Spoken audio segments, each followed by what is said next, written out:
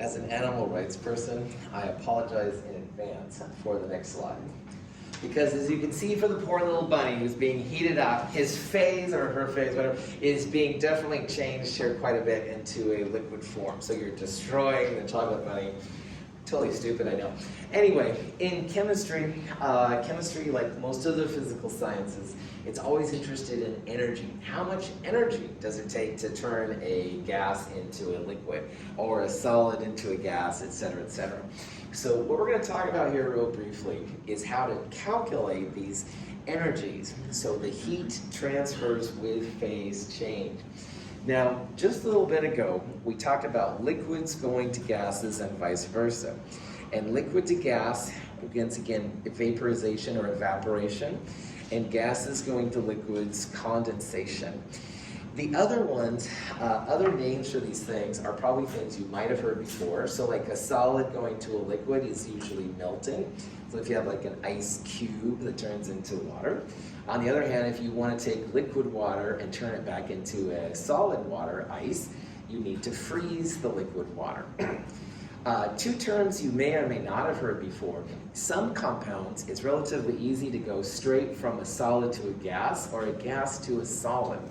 Solid to gas transitions are called sublimation, and gas to solids are called depositions. Carbon dioxide is a good example of something that sublimes and you can be deposited pretty easy. If you've ever bought like dry ice from Fred Meyer's, the dry ice is initially a solid and it turns into kind of a wispy gaseous vapor. It's subliming to the gas phase. It doesn't go through a liquid. On the other hand, you can take that CO2 gas and recondense it down. This is called deposition. Now, in a little bit here, we'll look at how all this process works, but in the back of your mind, remember that like we talked about earlier, anytime you go from a liquid to a gas, you have to overcome intermolecular forces.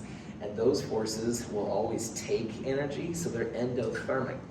And if you go from a solid to a liquid, same thing. All right, we haven't talked about solids yet, but we will. It's going to take energy. So solid to liquid, liquid to gas, solid to gas, always endothermic.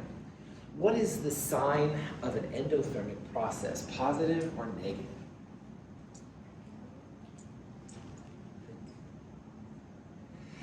Negative ones are exothermic, energy is being released. So if you're going from a solid to a liquid or a liquid to a gas, and you have an endothermic reaction, always positive numbers, okay?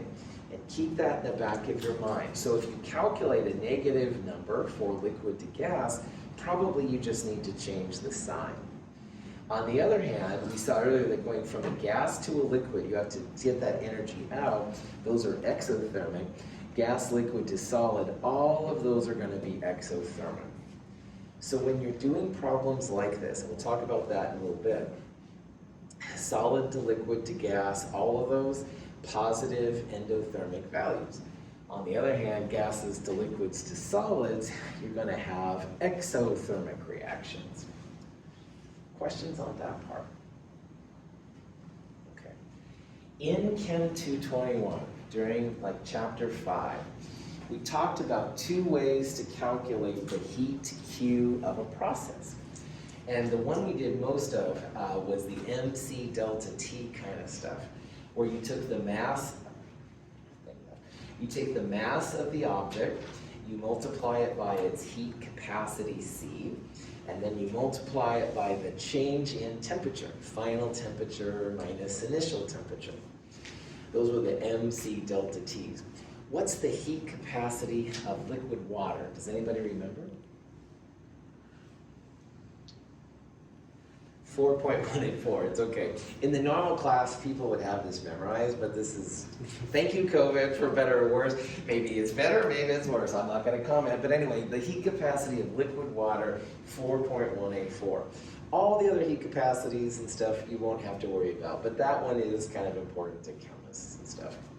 Now, also in Chem 221, if you had a phase change, if you're going from a solid to a liquid, a gas back to the liquid, it's always some kind of mass by some kind of heat of something. I put both of these in quotes because mass can be literally grams, but it could be moles as well.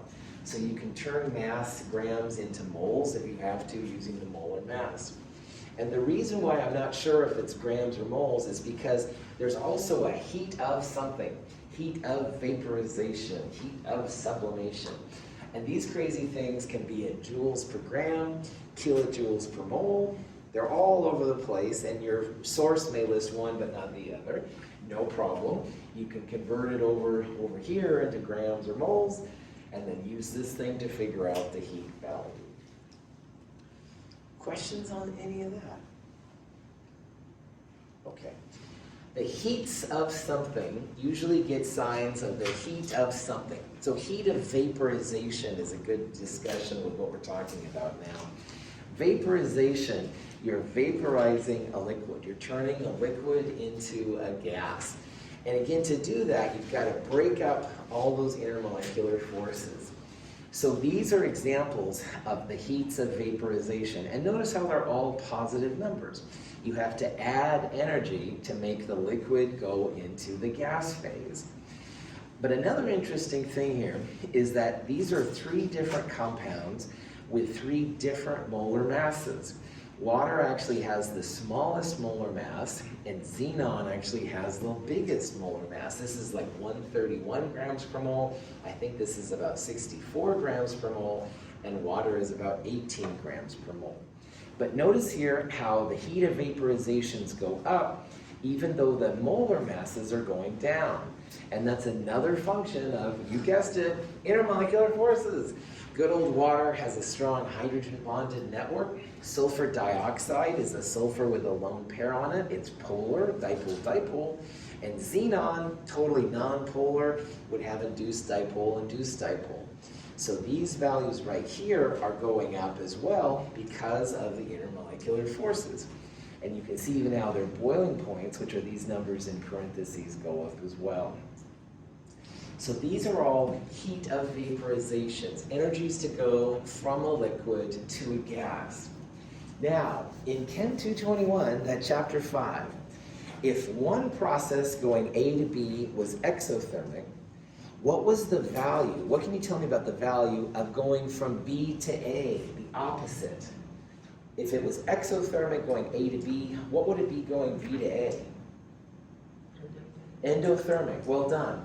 So it was negative in one direction and positive in the other.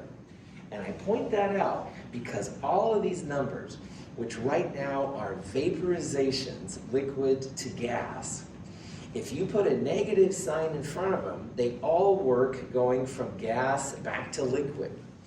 So water's vaporization, heat of vaporization, positive 40.7 kilojoules per mole, is the energy to go from a liquid to a gas. But if you have a gas and you want to make it go to a liquid, put a negative sign right there, minus 40.7 would be the heat of condensation, taking your gas back to a liquid. That's an interesting thing about crazy thermodynamics. It's positive in one direction and negative in the other. These are all positives going from liquid to gas, but if you want to go gas to liquid, just put a negative sign in front of them and they all work great. Freaky thermodynamics. Anyway, any questions on that? Okay, so there's a whole bunch of these heats of something. That's why I put it in parentheses. Vaporization is one we'll use a lot, but there's also like heat of fusion or heat of condensation. Fusion is going from a solid to a liquid, all right? And remember, anytime you go solid to liquid or liquid to gas, positive numbers, all right? Well, a heat of fusion is going to be positive for this process as well. On the other hand, if you're going liquid to solid, you can just put a negative sign in front of that thing. It'll work that way as well. All of these heats, though, don't have any change in temperatures.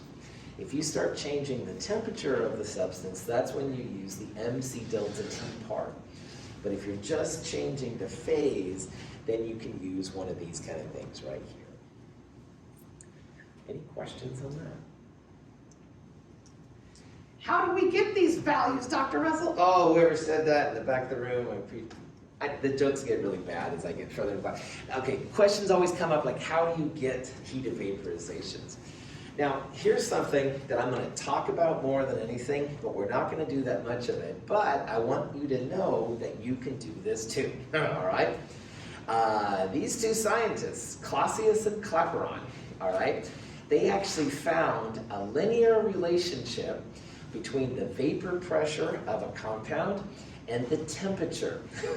And wow, this was wild how they figured this out. But anyway, they took the natural log of the vapor pressure on the y-axis versus 1 over the Kelvin temperature on the x-axis.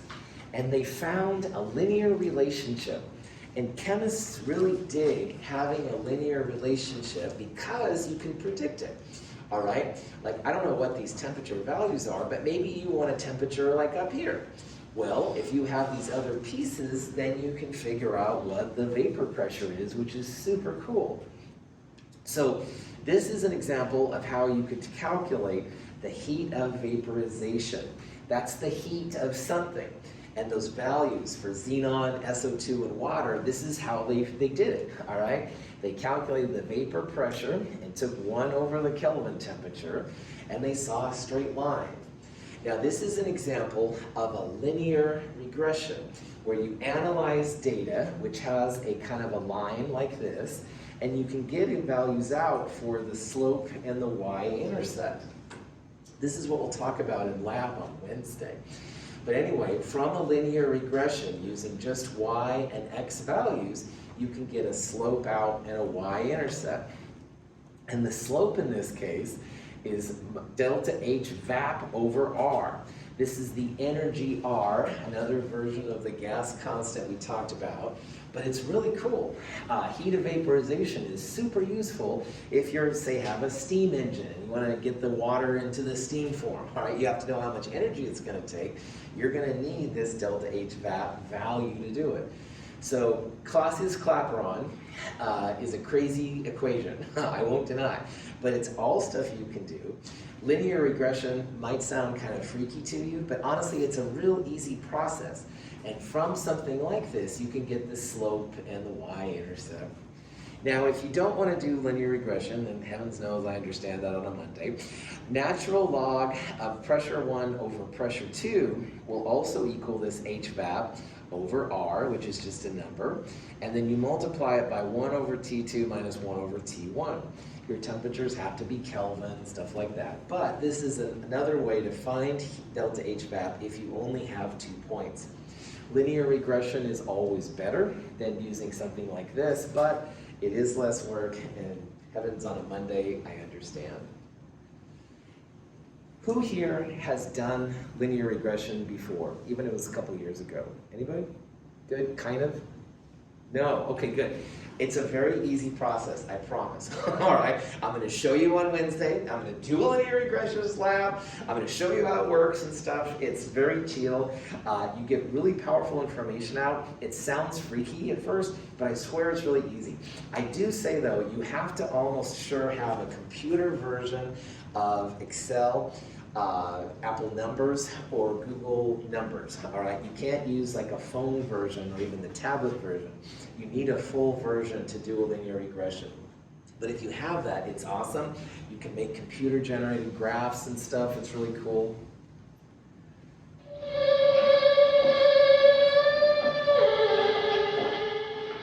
Oh, I'm on my way to your office, Doctor. I'm late. Doctor? What's the matter with him? Well, he's a scientist, Miss Barber. They walk around in the daze most of the time. Did you see his eyes? All right, so scientists walk around in the days most of the time. All right, yeah, that's probably me. But anyway, hopefully you'll be able to see by the end of this week how linear regression can be really cool. I promise it's easy to do. It sounds really freaky, but it's pretty chill. Any questions? Any of those? Okay. That was from The Outer Limits. Yes, I like all the bad science fiction. Anyway, so this is back to the example of how to calculate how much energy it takes to turn, for example, ice into steam. And this is important, all right? If you want to try and make your engine go or something like that, you've got to know these kind of values. I highly recommend for problems like this that you make a graph. Temperature will be on the y-axis, and the heat energy will be on the x-axis. Now, pretend that we're starting with ice and we're going to steam. It's going to take energy to make our ice go to liquid water.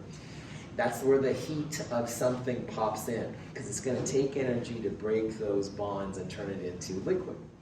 But then, in this part right here, we're changing the temperature.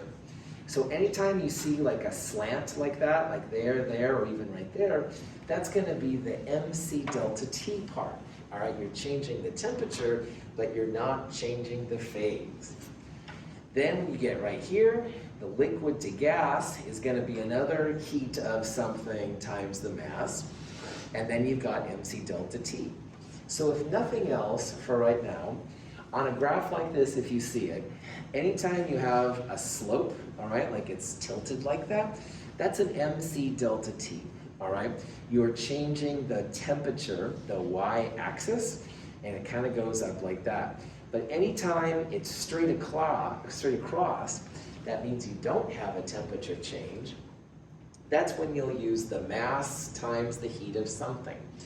And if you take all these energies and you add them together, that'll tell you the total energy it takes to turn, for example, your ice into gas, or if you want, gas into ice. So melting of the ice is the straight apart part right here. The temperature does not change because anytime you have a phase change, it's a mass of something times the heat of something. And the same thing up here in boiling. However, in the slanted parts, though you have a slope, then you have a change in temperature, that delta T thing, that's going to be an MC delta T. But then as you evaporate the water, again, no temperature change, no change on the y-axis, that's going to be a heat of something times the mass. So you'll have lots of constants in these, but these are things I would give you. The only one I kind of want you to know is the liquid water heat capacity, but at this point I might even give you that one. So if I've babbled too much already, let's look at a practical problem. Woohoo! Let's say that Ben and I are in the lab and we want to turn 500 grams of ice at 0 degrees Celsius into steam, gaseous water at 100 degrees Celsius. All right? So this is something obviously you could leave out on the desktop and it would do it by itself probably after a while, but we're actually going to calculate the joules, all right? Joules or kilojoules, stuff like that. And again, this is really important because scientists are always interested in energy. Now to do this problem, we're going to need 3 constants. The first one is the heat of fusion, all right? This is the heat of something over here. This is for turning ice into liquid water. It's a positive number, 333 joules of energy to turn 1 gram of ice into liquid water. Then when we heat the liquid water, that's when we're going to need the 4.184 number. That's the energy required to heat the values up. And then finally, when we get to a gas, or liquid, we want to turn it into a gas, we're going to need a different heat of something. That's the heat of vaporization. And for water, that's 2260 joules per gram. So in a problem like this, all right, it really helps me to make pictures here, all right? And the first picture would be just the energy to turn solid ice into liquid water. And this is the first step. That's going to be melting the ice. We're going to turn it into liquid water, but it's not going to change temperatures, all right? This first thing where we're going to use 333 joules per gram, we're not going to change the temperature. We're just turning the solid into a liquid, the ice into liquid water. And then the second step, we're going to take the liquid water and heat it up to water at 100 degrees Celsius to where it boils. So the 0 to 100 Celsius, that's going to be an MC delta T transition, the things we did back in Chem 221. But in this problem, we're also going to take now the gaseous water at 100 Celsius, or liquid water, sorry, and turn it into a gas. And that's where this heat of vaporization comes from. So this is going to be a problem with 3 steps. We're first going to take the solid ice and turn it into a liquid, but the temperature is 0 Celsius. Then we're going to heat the liquid from 0 to 100 degrees. It's still a liquid at 100. We're not boiling it quite yet, but we're going to raise the temperature. That'll be step 2. And the third step will be taking this liquid water and turning it into steam. It won't change the temperature, but it will change the phase of the material. Any questions before I show you how this all works? Okay, so the first step, we're just melting the ice. We're going to take that ice at 0 degrees Celsius, the solid water, and we're going to turn it into liquid water at 0 degrees Celsius. That's a phase change. We're going to use the mass of the ice and multiply it by the heat of something. And that heat of something was that heat of evaporation, condensation, melting. We're going to melt it. We're going to turn the solid into a gas. I hate the heat names, so sorry about that. 500 grams times that number, 333 joules per gram. You multiply those together. You can see how the grams on top cancels the grams on the bottom. The numbers are often quite big, so just get ready. 1.67 times 10 to the 5th joules. That's the energy required to turn 500 grams of ice at 0 degrees Celsius into liquid water at 0 degrees Celsius. It's a positive number. We're breaking the intermolecular forces in the solid and making them liquids. Now the second step is to take our newly formed liquid water, which is at 0 degrees Celsius, and we're going to heat it up to 100 degrees Celsius. Because at the end here, we want to turn it into gaseous water steam.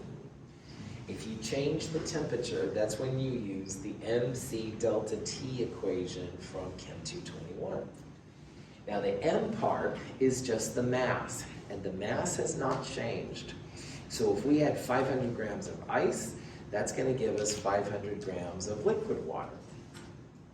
The C is the heat capacity. That's the amount of energy it takes to turn 1 gram of the substance, but change it by 1 degree Celsius.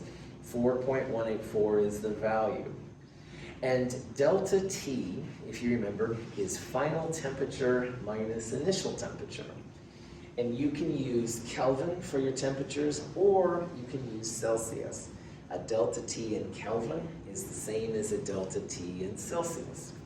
So you could go, say, 373 Kelvin minus 273 Kelvin, but I would just, lazy chemist me, go 100 Celsius minus 0 Celsius. That way then you're going to get the same number, it's just easier to do. But anyway, throw all this in your calculator, 2.09 times 10 to the 5th joules. Notice that it takes a little bit, tiny bit more energy to heat the water from 0 Celsius to 100 Celsius than it does to melt the ice. All right, melting ice takes a lot of energy, but it does take more energy to heat it up there. Any questions, MC delta T? Of course, we haven't seen this for a while. I know, like everything else. Cool. Dr. Sherpa went over MC delta T a little bit. Good, okay, all right. To you three, but everybody in this room, again, you see something that's weird and you want to reach out with me with questions, it's totally fine. MC delta T is probably not an equation that you use on a day-to-day basis, so I understand.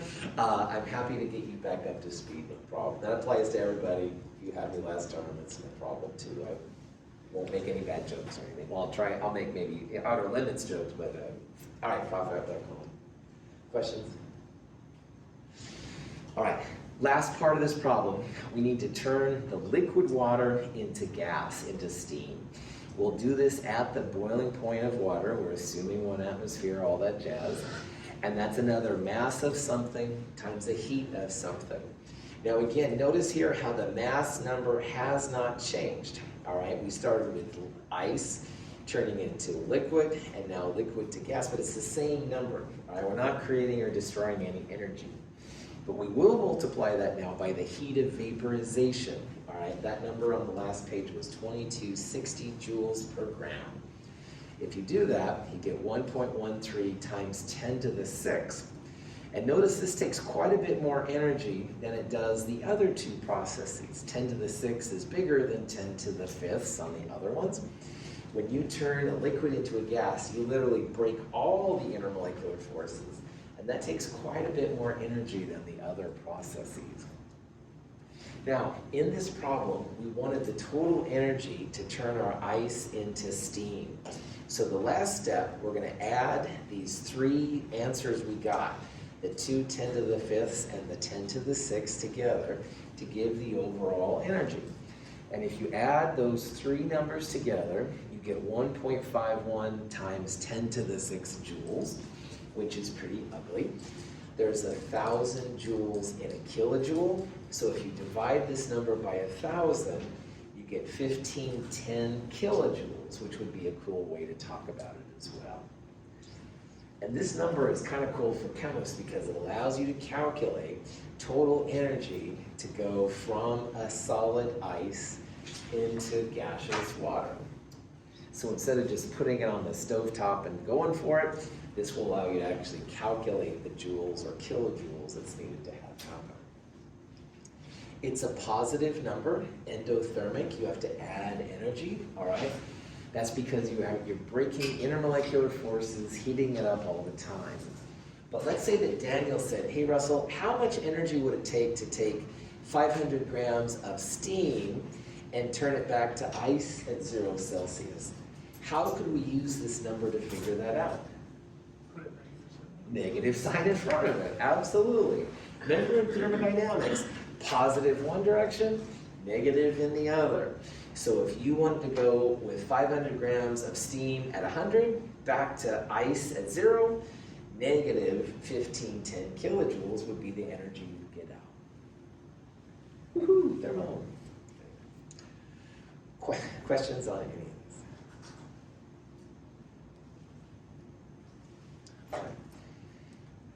A phase diagram can be super helpful for chemists to figure out where the transitions are between, say, solids and liquids, liquids or gases, or even sometimes solids to gases directly. And in addition to that, a phase diagram will show you sometimes places where you'll have both solid and liquid, or both liquid and gas. And even more importantly, and kind of science fiction-like, and you know I'm into science fiction, almost all substances have a point where all three phases exist at the same time. So imagine, if you will, that you had some kind of magic container that had gaseous steam water, as well as liquid water and ice, all at the 3 points, at the same time. This is very science fiction-like, I know. That's what a triple point is. And all substances have a triple point. So a phase diagram can be useful to chemists to figure out what phase you're in. And phase diagrams are usually pressure on the y-axis and temperature on the x-axis. Now, we've seen parts of the phase diagrams already. We talked about the vapor pressure curves. A vapor pressure curve for water, which is what this is basically this part right here. It's the interface between where the liquid and the gas is.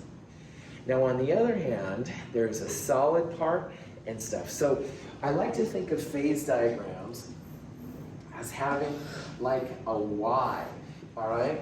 And on the far left is where the solid is.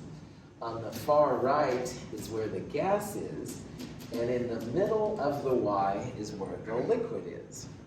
That's assuming you've got pressure here and temperature there.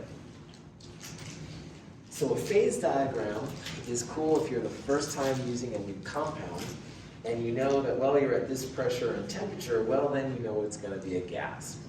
But if you want it to be a solid, you can lower the temperature, make it go down there.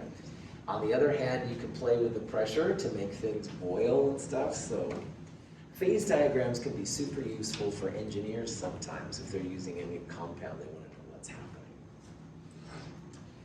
happening. Now, This is a phase diagram for water. There's one in the textbook. You can Google it, doesn't matter.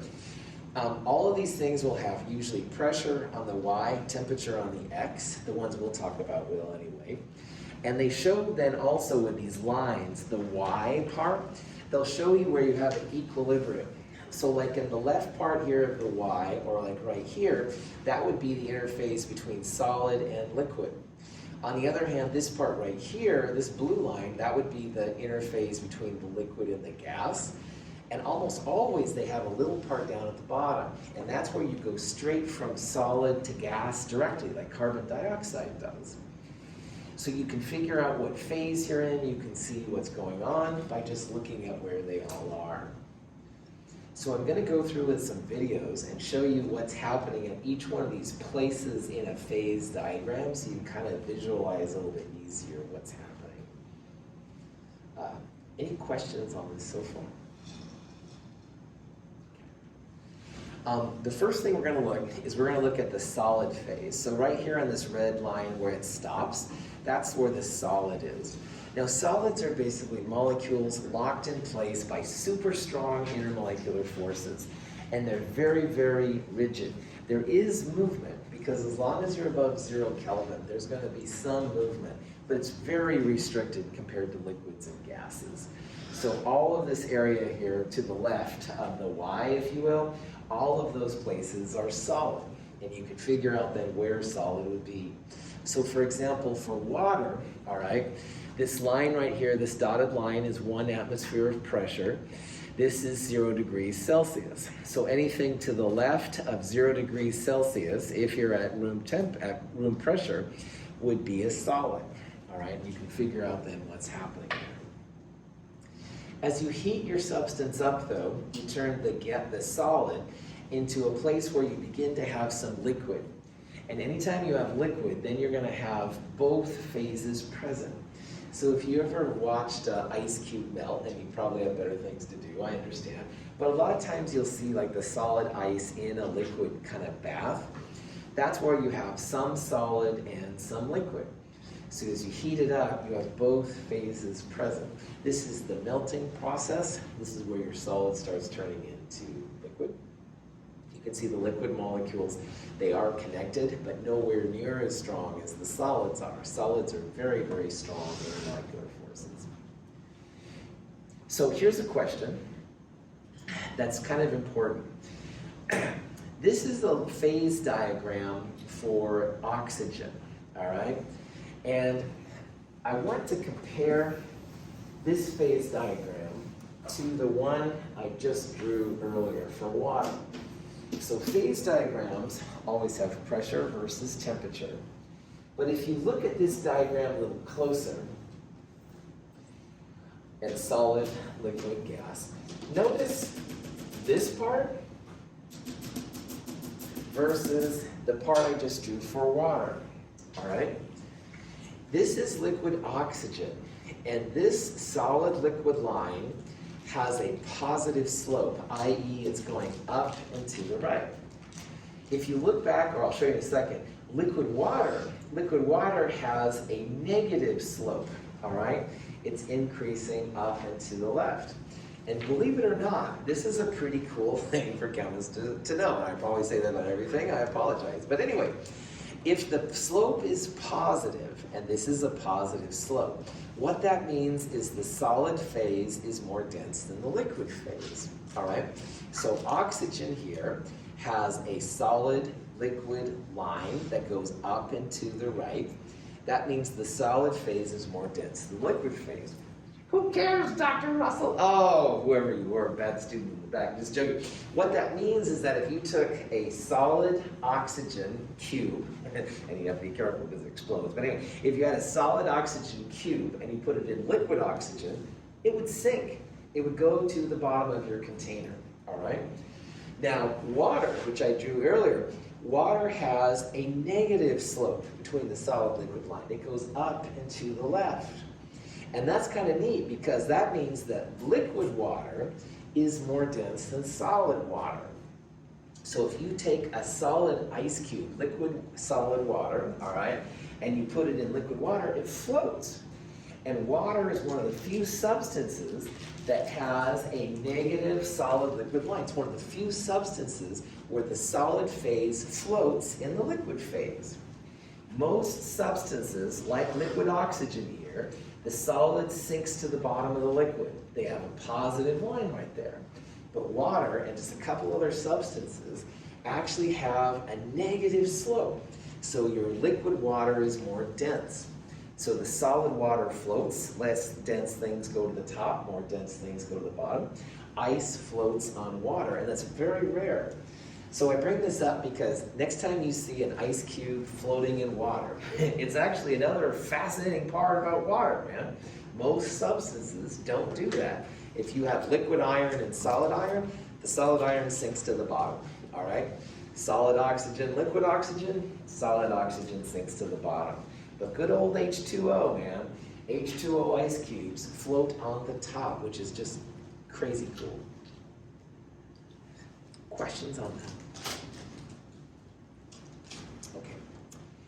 Okay. So here's, by the way, the negative slope going up and to the left for liquid oxygen. And again, that kind of means liquid is more dense than solid, so it floats. But anyway, once you get to the liquid phase, all the molecules are running around like that. There's some force connecting them, but not as much force as there was in the solid. If you keep heating it up, now you start to get an appreciable vapor phase or vapor pressure over the liquid. And again, all that means is that some of the liquid is starting to turn into a gas, all right? So at the boiling point, you'll have some gas and some liquid. When you boil things, it's not like all the liquid automatically goes into a gas, all right? It's a slow process. Some of it starts to go gas, but you still have some liquid. But if you keep heating it up, eventually you'll have all gas. And gases have a lot of energy, but no intermolecular forces. So they just go around like crazy and stuff like that. There's no interactions to them. Everything we've seen so far is kind of understandable because it's all based on water, which so much of our life is, all right? Solid ice, ice to liquid, liquid to gas. But the next things are very unique, but they do exist for water as well. And one of them is when solid water, ice, goes directly to a gas. So just like carbon dioxide will turn into a gas if you use dry ice, you can get to the point where where solid ice water goes to gaseous water. Now we're not used to seeing that because if you look carefully at this picture, which is hard to see probably from there, the temperature right here is 0 degrees Celsius, and this dotted line, 4.58 millimeters of mercury. Now remembering that normal pressure is 760 millimeters of mercury, this is the type of water we're used to up here. But if we had really low pressure water, all right, it would go from solid here directly into a gas. So if you really wanted to mess with your water, all right, lower the pressure way down and you can make ice go directly to gas, skipping the middleman, all right, no liquid involved. That's totally possible if you're down here on the phase change. But if you really want to freak people out, there is a triple point for water. And a triple point is where you have solid, liquid, and gas all at the same time. So imagine having steam, liquid water, and an ice cube all in the same place. Anyway, my mind is blown. 4.58 millimeters of mercury and about 0 Celsius is the triple point for water. And most people don't do things outside of 1 atmosphere of pressure, the 760 number. That's why we're not used to seeing the triple point of water at all right? But if you have a low enough pressure and you're about 0 Celsius, all 3 phases could exist, all right? So again, you have an ice cube in your liquid water with gaseous vapor over it. Wow. Anyway, getting too excited here once again. Questions on? Phase diagrams will allow you to predict what the phase is going to be at certain conditions. So this is the liquid, or this is the oxygen phase diagram once again. Notice how, again, it's got the positive slope, not the negative slope.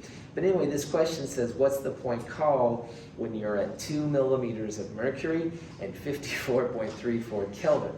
Well, if you look on this graph, this is the temperature, so there's 54.34, and here's 2 millimeters of mercury. So if you go over there, this point right here, where all three of these lines converge, that's again the triple point, all right? And the triple point means you're gonna have all phases all together. Now the normal freezing point and the normal boiling point, you look at the 760 number for that, because that's what normal pressure is. So this value right there, that would be the normal freezing point where the solid went to a liquid. And if you keep going over here, right here, this would be the normal boiling point where the liquid on the left turned into a gas. So you can see then that the oxygen above 90.18 Kelvin, which is really, really cold, by the way, it's gonna be a gas, all right? We're breathing in gaseous oxygen.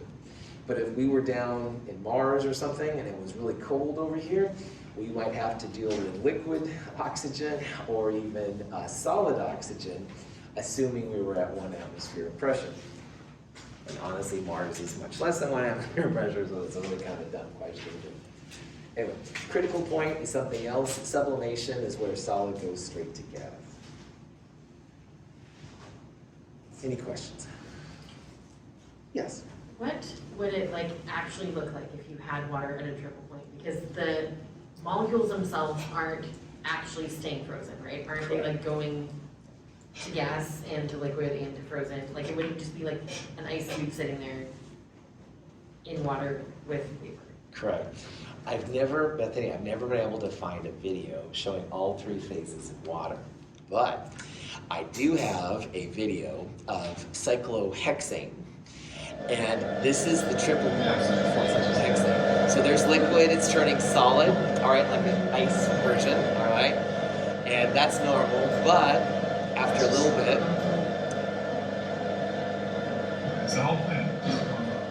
you can see the bubbles starting. That's the boiling process.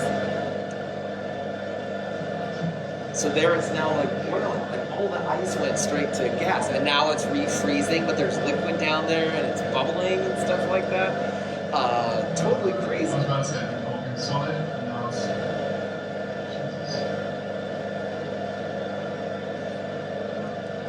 So this is just So weird. it's totally weird. Thank you. Somebody else sees it. It's not just weird science fiction to me. Yeah, cyclohexane, which was the closest I could find, all right? Cyclohexane has a triple point at just above 0 Celsius, pretty low pressure, all right? Not as low as water, but still pretty low. And this is what you would quote unquote see if we could do it for water, all right? And again, I haven't been able to find one for water, but it's kind of cool. Now, I'm gonna show you the previous thing. Every substance has its own triple point, all right? Water's is about 0, but the pressure is even lower than cyclohexane, and I think that's why it's hard to film. I don't know. There might be a video out there, but cyclohexane is pretty cool. This is a picture I found of water at the triple point. It's kind of cool, but of course it's neat to see all three phases kind of bouncing around. So, excellent question. Other questions? Again, our human existence is kind of around the idea of liquid water, all right? And we use it in our blood and stuff like that. But if you had just slightly different conditions, you might have all three phases, or you could have solid water, blah, blah, blah. So again, it's amazing, and you can think about this evolution and all that kind of stuff from biology and stuff too. But it just shows how you can really manipulate compounds kind of to do what you want. And this is just based on pressure and temperature. Any other questions? Okay, I showed that video, I won't show that again. I'll introduce solids here real fast before we take a quick break. The last phase we need to talk about here is the solid. And in lab this week, we're gonna talk even more about solids and how they work out. So just as the quick review, we talked about gases, all right, in the last chapter. And we talked about liquids, their intermolecular forces. We talked about how to turn solids, liquids, gases, pressure, temperature, blah, blah, blah. So now we're gonna hit solids. And solids are a pretty big field unto themselves. There's a lot of things you can do to predict solids' behavior. but it's pretty crazy. Now, solids in general fit into two classifications. Crystalline is the first one, and crystalline means you have predictable patterns. Everything is highly ordered. So here's silicon dioxide, and silicon dioxide has a very understandable, repeatable kind of pattern to it. A lot of solids are amorphous, all right? And here's silicon dioxide in its amorphous form. And it just means it's hard to predict what's going to happen in amorphous solids.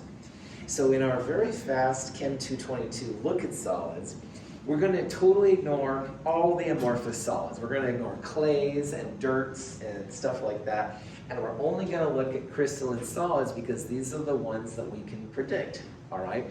All the amorphous solids are fascinating, all right? If we had a Chem 224, I would absolutely talk more about solids and amorphous solids.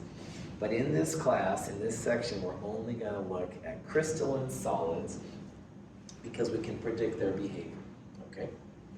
So of all the solids, we're only looking at crystalline solids. Now, when it comes to crystalline solids, because they're predictable, scientists have figured out that there's usually something called a crystal lattice in a crystalline solid.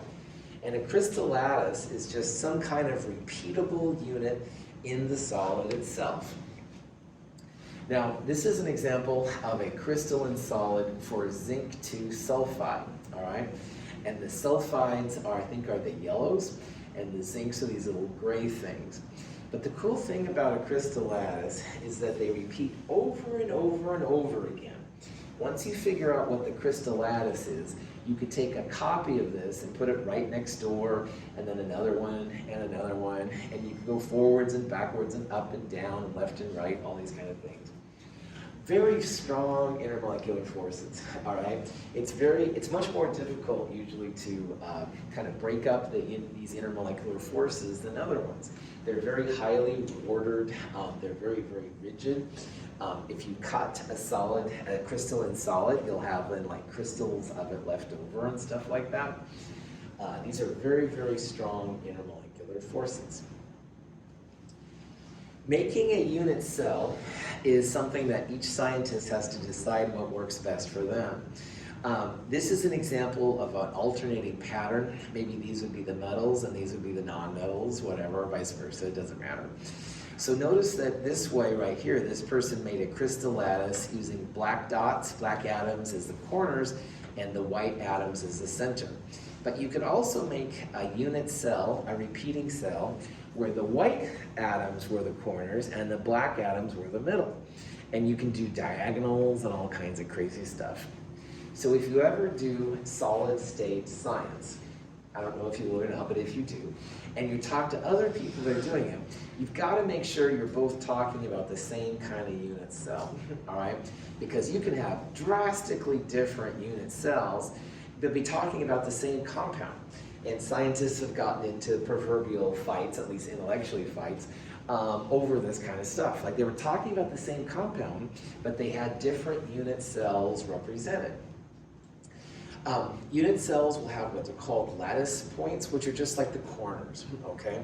And we'll talk about certain types of these things that are happening, so.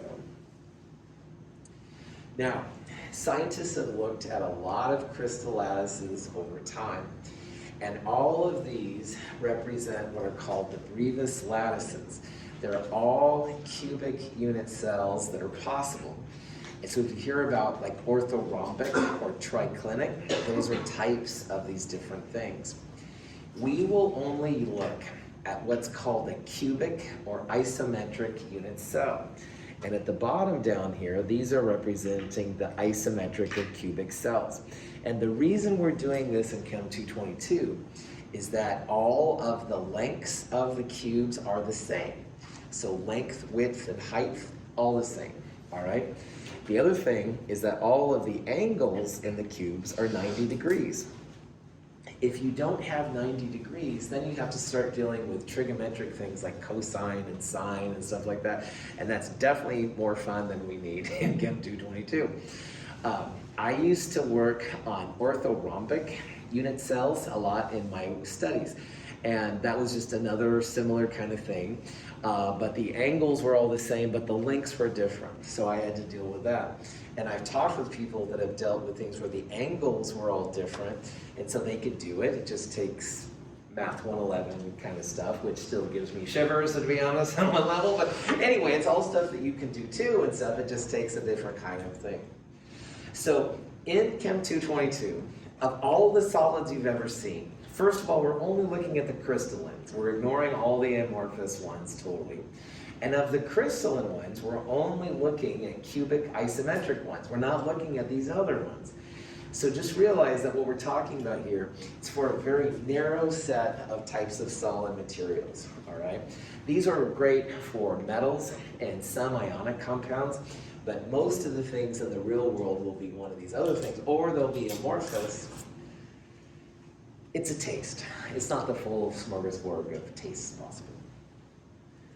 Any questions? I found this picture online. This just shows some of the actual pieces you can get to. This is actually an isometric cubic one. And again, an isometric, all the lengths, widths, and heights are the same, and all the angles are 90. But there are a whole bunch of different crystals. If you take geology here, with Dinah Hardesty, she'll go into the different details of some of these other ones and stuff too. And again, it's all stuff you can do. It's just that it depends how much fun you want to do with angles and stuff. So. All right, so in the cubic isometric system, all right, all the lengths are the same, so A equals B equals C, length, width, and height, and all the angles are 90 degrees. So you again, when everything's 90, you don't worry about sines and cosines and all that kind of stuff. So it's a really great way to start the discussion of cubic cells. Again, most things in the real world probably don't have this, but ours do, so it makes it a great place to start talking about it. Now, of the cubic unit cells that are out there, there are 3 types of cubic unit cells. The first one is called a simple cubic, SC. And simple cubic cells, length, width, and height are all the same. And there's an atom of the elements in each corner. So length, width, and height are the same. There's also what they call the body-centered cubic. And body-centered cubics are just like simple cubics, but in the middle right there, there's an atom in the body of the cell. So body-centered cubics, or BCC, have one atom in the middle. Simple cubics just have atoms in the corners. There's nothing in the middle. But the body-centered cubic does have an atom in the middle. So there's like one more atom in this one than there is this one right here, and that'll be important to what we're talking about here. Bit. Now the third kind is called a face-centered cubic. It doesn't have the middle atom of the body, but there is an atom in each face of the cube. So right in the middle of this face, there's an atom. And in the middle of this space, there's an atom, etc., etc. Remember, cubes have 6 faces, all right? Top, bottom, left, right, front, back. Each one of those has an atom in the face of it, all right? So face-centered cubic is pretty cool. Any questions? Okay, this is a good place to take a break. I might have unit cells in this back room. I'm gonna go look real fast. I didn't think about that until right now. Bad instructor. But if I'll go look and stuff. Either way, take a break. Meet back here at 10:59 or so, and I'll see if I can find some toys.